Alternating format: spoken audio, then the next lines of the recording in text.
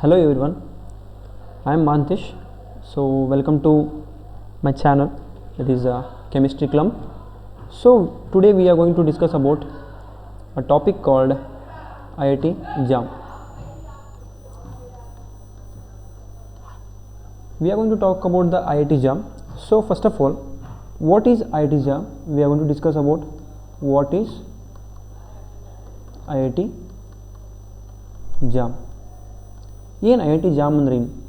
First of all ನಮಗೆ I I Ts ಅಥವಾ and ಮತ್ತು N I ಟಿಸ್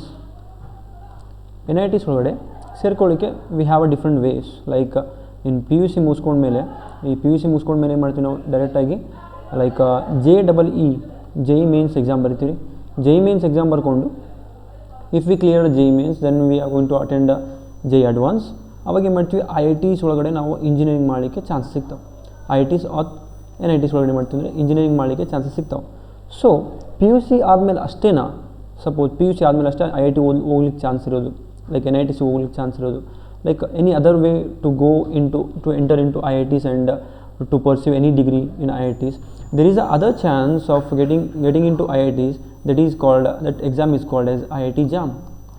I I T jam ಅಂತಕ್ಕಂಥ ಒಂದು ಎಕ್ಸಾಮಲ್ಲಿ ಅದನ್ನು ಕ್ವಾಲಿಫೈ ಮಾಡಿಕೊಂಡು ನಾವು ಐ ಐ ಟಿಸ್ ಅಥವಾ ಎನ್ ಐ ಟಿಸಲ್ಲಿ ನಮ್ಮ ಒಂದು ಪಿ ಜಿ ಪ್ರೋಗ್ರಾಮ್, ಯಾವುದನ್ನು ಪಿ ಜಿ ಪ್ರೋಗ್ರಾಮ್ನ we can take a P G program, like any P G program, like masters degree, like chemistry ಆಗಿರ್ಬೋದು, ಫಿಸಿಕ್ಸ್ ಆಗಿರ್ಬೋದು, ಬಯೋಟೆಕ್ನಾಲಜಿ ಆಗಿರ್ಬೋದು. ಸೊ ಆ ಥರ ಏನು ಮಾಡ್ತೀವಿ ನಾವು, ಸಪೋಸ್ ಯಾವ್ಯಾವ ಎಕ್ಸಾಮ್ ಬರ್ತೀವಿ, ಸಪೋಸ್ ಐ ಐ ಟಿ ಜಾಮಲ್ಲಿ. So if you take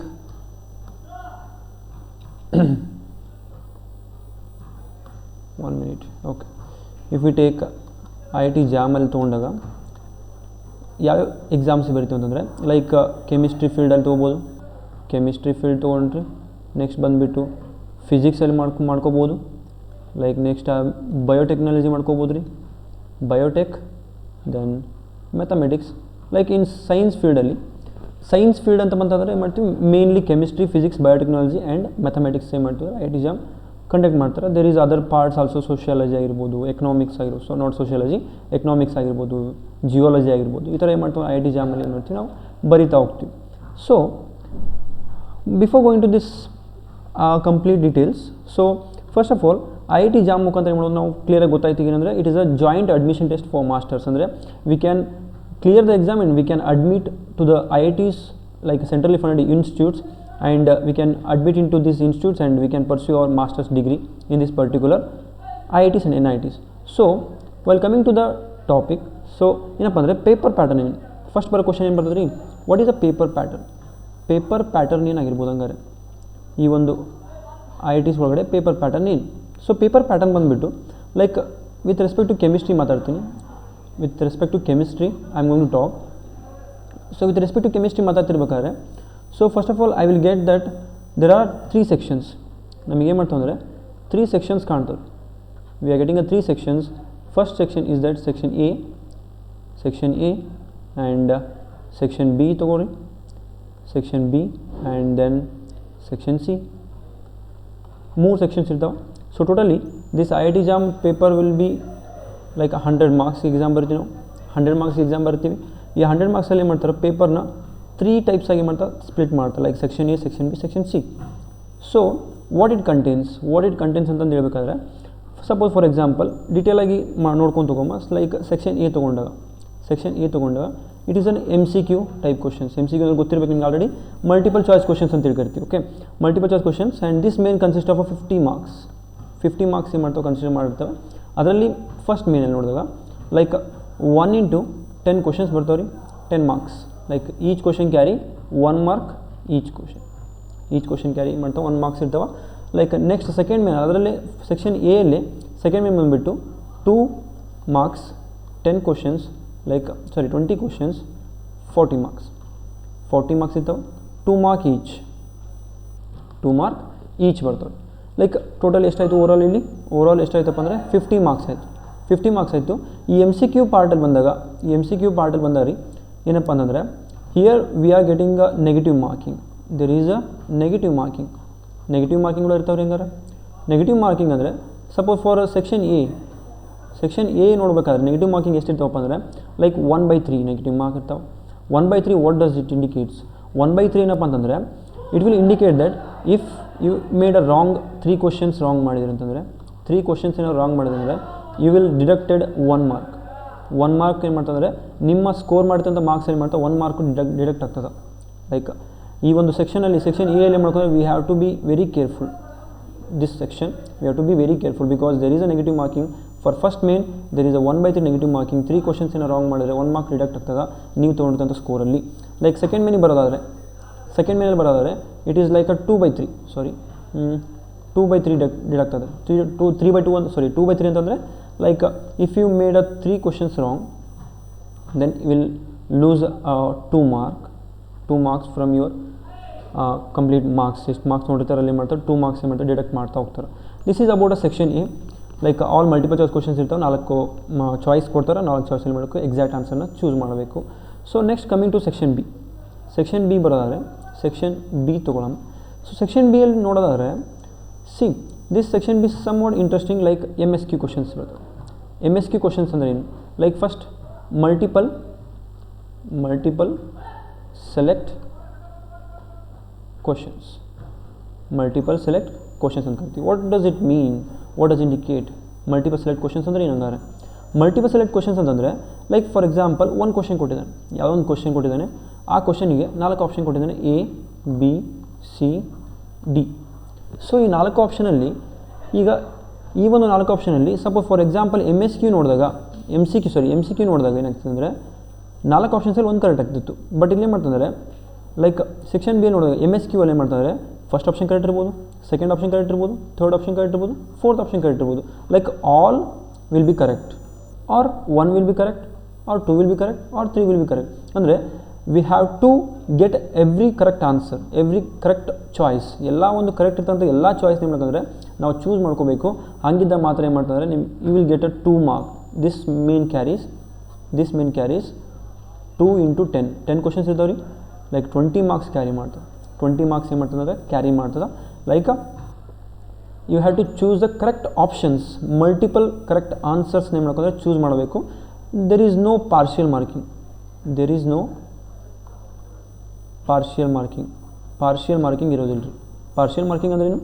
partial marking ಅಂತಂದರೆ ಲೈಕ್ ಒಂದು ಕ್ವಶನ್ಗೆ ಏನು ಮಾಡ್ತದೆ 4 ಆನ್ಸರ್ ಕರೆಕ್ಟ್ ಇರ್ತಪ್ಪ ಅಂದರೆ if you made a 2 answer correct, 4 answer correct ಇತ್ತು, ನೀವು ಬರೀ 2 ಹಾಕಿದ್ರೆ ಅಂತಂದರೆ ಯು ಕಾಂಟ್ ಗೆಟ್ 1 ಮಾರ್ಕ್ ಬರೋದಿಲ್ಲ. ಯಾಕಂದರೆ you have to correct every answer correct ಇರ್ತಂದ್ರೆ ಎಲ್ಲ ಆನ್ಸರ್ಸ್ ನೀವು ಮಾಡ್ಕಂದ್ರೆ ನೀವು ಚೂಸ್ ಮಾಡಲೇಬೇಕು. ಹಂಗಿದ್ರೆ ಮಾತ್ರ you will get 2 mark completely. And interesting ಏನಪ್ಪ ಅಂದರೆ ಇಲ್ಲಿ ನೆಗೆಟಿವ್ ಇರೋದಿಲ್ಲ. ನೋ ನೆಗೆಟಿವ್ ಮಾರ್ಕಿಂಗ್ ಇರೋದಿಲ್ಲ. First of all negative marking ಯಾಕೆ ಇರೋದಿಲ್ಲ ಅಂದರೆ ಇಟ್ ಈಸ್ MCQ ಕ್ವಶನ್. ಯಾಕಂದರೆ ಈ ಕ್ವಶನ್ಸ್ ಲೆವೆಲ್ ಸ್ವಲ್ಪ ಜಾಸ್ತಿ ಇರ್ತದೆ, ಅದಕ್ಕೋಸ್ಕರ ಮಾಡ್ತಾ ನೆಗೆಟಿವ್ ಮಾರ್ಕಿಂಗ್ ಇರೋದಿಲ್ಲ. So next coming to next topic ಏನಪ್ಪ ಅಂತಂದರೆ ಲೈಕ್ ಥರ್ಡ್ ಸೆಕ್ಷನ್ ಸಿ ಬಂದಾಗ ಈ ಸೆಕ್ಷನ್ ಸಿಯಲ್ಲಿ ನೋಡ್ತಾ ಇರ್ಬೇಕಾದ್ರೆ ಇಟ್ ಈಸ್ ಅ NAT ಅಂತಾರೆ. ಓಕೆ, NAT ಟೈಪ್ ಕ್ವಶನ್ಸ್ ಅಂತ ಕರಿತೀವಿ. Like numerical answer type questions ಅಂತಂದರೆ ಲೈಕ್ ದಿಸ್ ಕಂಟೆನ್ಸ್ 2 ಮೇನ್ಸ್ ಇದ್ದಾವೆ. ಲೈಕ್ ಫಸ್ಟ್ ಮೇನ್ ಬಂದುಬಿಟ್ಟು ಲೈಕ್ ಫಸ್ಟ್ ಮೇನ್ ಏನು ಮಾಡ್ತಾವೆ ರೀ like 1 into 10 questions 10 mark. And second main ಬಂದುಬಿಟ್ಟು 2 into 10 gives us to 20 mark. Like overall 30 marks ಇರ್ತಾವೆ, 30 marks. And there is a no negative marking ಇರೋದಿಲ್ಲ. Like ಇದು ಯಾವ ಥರ ಇರ್ತಪ್ಪ ಅಂದರೆ ಸಪೋಸ್ ಫಾರ್ ಎಕ್ಸಾಂಪಲ್ ಕ್ವಶನ್ ಕೊಡ್ತಾರೆ, they will give certain question and you have to type in the like keyboard use ಮಾಡ್ಕೊಂಡು type ಮಾಡ್ಕೊಂಡು ಏನು ಮಾಡ್ಕೊ ಎಕ್ಸಾಕ್ಟ್ ಆನ್ಸರ್ ನೀಡಬೇಕು. ಸಪೋಸ್ ಕ್ಯಾಲ್ಕುಲೇಷನ್ ಇಟ್ಟಿದ್ರೆ 0.5 ಮಾರ್ಕ್ಸ್ ಅಪ್ರಾಕ್ಸಿಮೇಷನ್ ಇರುತ್ತೆ. ಲೈಕ್ ಫಾರ್ ಎಕ್ಸಾಂಪಲ್ 1.5 ಆನ್ಸರ್ ಬರಬೇಕಾಗಿತ್ತು, ನಿಮ್ದು ಏನು ಮಾಡ್ತದೆ 1.1 ಆರ್ 1.2 ಬಂದಿದೆ ಅಂತಂದರೆ it is considered as a correct answer.